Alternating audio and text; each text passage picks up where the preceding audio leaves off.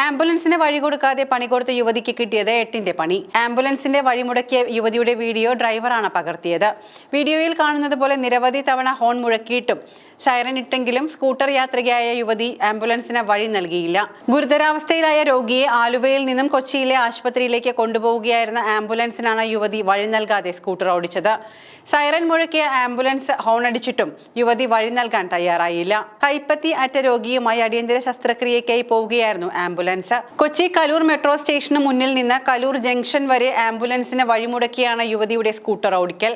യുവതിയുടെ ലൈസൻസ് റദ്ദാക്കുകയും പിഴ ഈടാക്കുകയും ചെയ്തു എന്നാണ് മോട്ടോർ വാഹന വകുപ്പ് അറിയിച്ചിരിക്കുന്നത്. പുതുക്കിയ നിരക്കനുസരിച്ച് 10,000 രൂപയാണ് പിഴ. സമീപത്തെ മറ്റു വാഹനങ്ങളെല്ലാം ആംബുലൻസ് കണ്ട് സൈഡ് നൽകുന്നുണ്ട്. രോഗിയെ ആശുപത്രിയിലെത്തിച്ച ശേഷമാണ് ആംബുലൻസ് ഡ്രൈവർ പാലാരിവട്ടം പോലീസിൽ പരാതി നൽകിയത്. ഇതോടുകൂടിയാണ് നടപടിയുണ്ടായത്. കേരളത്തിൽ ഇത്തരത്തിൽ വിവിധ സംഭവങ്ങൾ റിപ്പോർട്ട് ചെയ്തിട്ടുണ്ട്. തലശ്ശേരിയിൽ വെച്ച് അത്യാസന്ന നിലയിലുള്ള ഒരു ഹൃദ്രോഗിയുമായി പാഞ്ഞ ആംബുലൻസിന് ഡോക്ടർ ഓടിച്ച ഹ്യുണ്ടായി ക്രെറ്റ വഴി നൽകാതിരുന്നത് വലിയ വാർത്തയായിരുന്നു. മട്ടന്നൂർ മിഷൻ ഹോസ്പിറ്റലിൽ നിന്ന് തലശ്ശേരിയിലെ ഒരു സ്വകാര്യ ആശുപത്രിയിലേക്ക് പോവുകയായിരുന്ന ആംബുലൻസ്. രോഗിയെ ആശുപത്രിയിലെത്തിച്ച ശേഷം ആംബുലൻസ് ഡ്രൈവർ RTOയ്ക്ക് പരാതി നൽകിയതിനെ തുടർന്നാണ് ഡോക്ടറെ കസ്റ്റഡിയിലെടുത്തത്. ഇതിനു മുൻപും ഒരു മാരുതി സിയാസ് ഡ്രൈവറായിരുന്നു ഇത്തരം തോന്നിയാസം കാട്ടിയത്.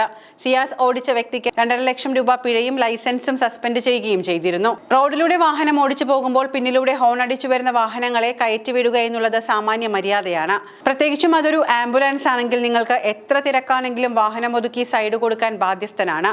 അതിപ്പോൾ ആംബുലൻസ് എന്ന് തന്നെയല്ല, ഏതൊരു വാഹനമായാലും ലൈറ്റ് അടിച്ചോ ഹോൺ മുഴക്കിയോ നിങ്ങളുടെ പിന്നാലെ വന്നാൽ കയറ്റി വിടുവാൻ നിങ്ങൾ വഴി കൊടുക്കേണ്ടത് തന്നെയാണ്. അവരുടെ അത്യാവശ്യം എന്താണെന്ന് നമ്മൾക്കറിയാൻ കഴിയില്ലല്ലോ.